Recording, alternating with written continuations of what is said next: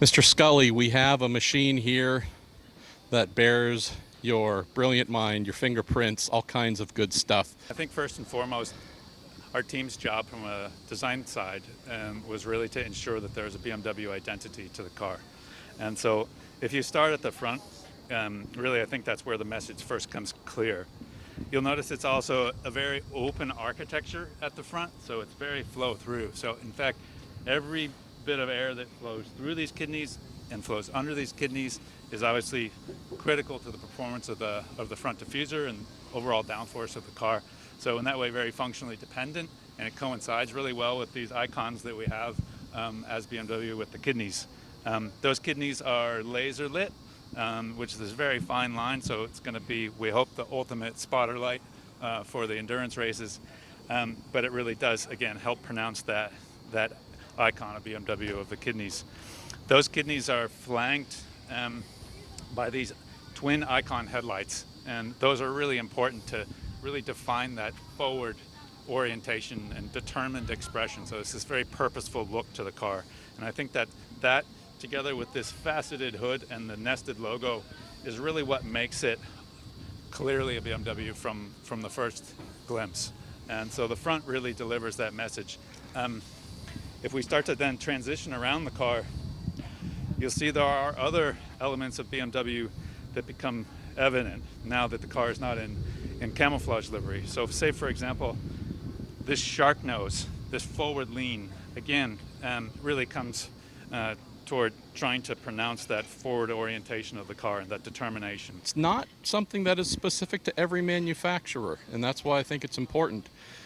BMW is among a finite number of manufacturers that has fans that are incredibly passionate, many of them long-term, who expect to see BMW in a vehicle, to be recognizable, Right. some facets, if not many. Yeah. So that is a big area too, right? Where, hey, don't just make a race car, make Right. it speak to me and tell me it's a BMW. Yeah. That's something hard to achieve. It's explicitly a BMW, and I think that's first and foremost the most important thing about this set of regulations also is that we have this great variety of manufacturers, and each of those manufacturers has an identity. I think we're fortunate as BMW to have such strong icons to work with. But as you say, people do have those expectations, and they almost recognize them as clearly as they would features in a face, right? And people know how to evaluate a set of kidneys. And so it's a responsibility at the same time as a privilege. So from that shark nose, we transition around to the side view. And that side view is really a dynamic one. And that dynamism is created not only by this very bold color blocking and again, forward orientation, but this strong diagonal line here. And this bit of precision in surface really punctuates these more radiused shapes. And that gives it that dynamism, but it also, I think, is a great example of the interdependency of BMW design DNA, but also absolute function, because this line also creates the essential outlet for the front diffuser, which, as we all know, is in prototype racing absolutely essential.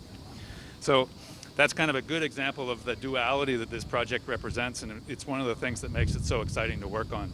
The rear three-quarter of the car I like a lot because it also gives a chance to see that flow-through architecture I was talking from the front of the car. You can see that side pod outlet all the way through the car. And so really the aerodynamic efficiency is very much defined by those elements.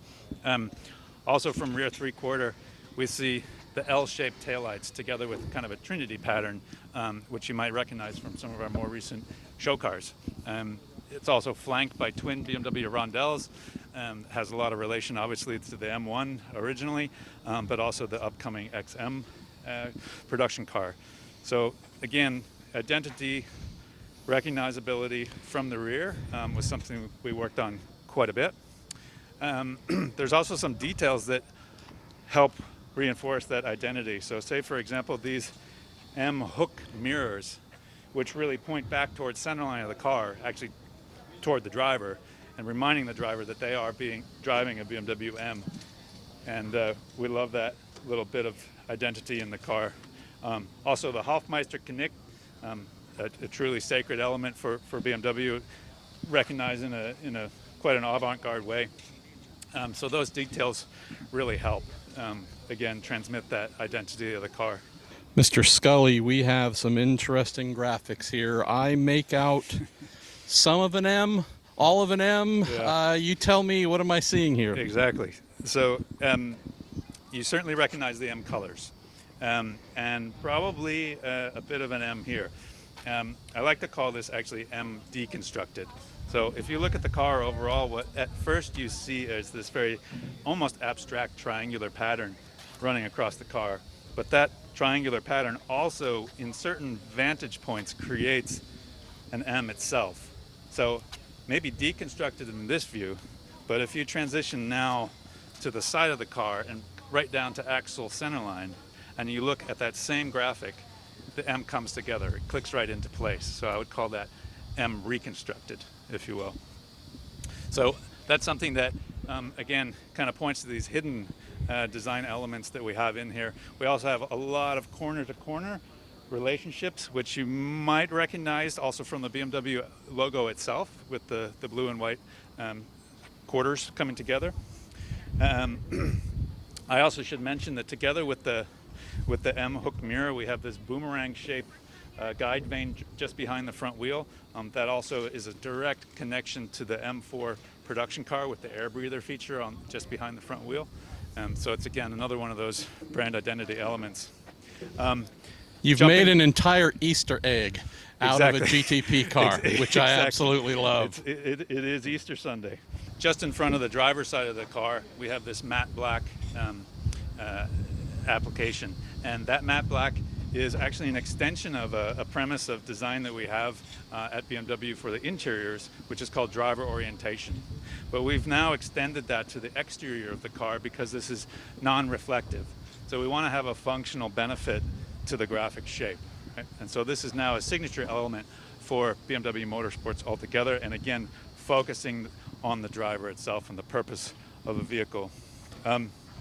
Also in driver's view is this blue and purple together. And blue and purple are actually the native colors of electricity. And so we want to, of course, reference that for the hybrid powertrain. But as you know, as a motorsports enthusiast yourself, Monkey. Purple happens to be the color of the fastest lap time or the fastest sector time in racing. So And royalty. And royalty. I mean, exactly. We'll just throw that in too. So we've taken that opportunity to put that hopefully within view of the driver, just from a design standpoint, to remind them of the car's capability in that respect. Purple sectors. Exactly. Electricity. Yeah. Royalty.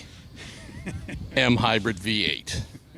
I love this. What an amazing, amazing tour. Again, reason we wanted to do this is because, yes, it's a beautiful car. It's going to do amazing things and hopefully be super competitive, but there's so many layers of intent built into it, so many ideas, so many creative elements that what you see going around the track is not just a bunch of colors and whatnot applied and shapes. There's story upon story for us to appreciate here. Thank you, brother. Thank you. Hey, can I tell you one more thing? Oh no, we got more. It's actually not about this car. Okay. It's about this car. So that's a 1981 M1C. Indeed. BMW, right? That actually was the very first purpose-built GTP car ever constructed. And I saw that car run at Lime Rock in 1981. I was 9 years old. That car qualified on the front row, and it set the fastest lap during the race. And I got to say, that car, together with the Lola T600, looked like a spaceship by comparison to the other production-based machinery racing at the time. And that just captured my imagination. And so not only did that car, together with the Lola, transform GTP racing altogether for the foreseeable future, but it also transformed me, because that day is really what was responsible for compelling me to want to be involved with motorsports for the rest of my life.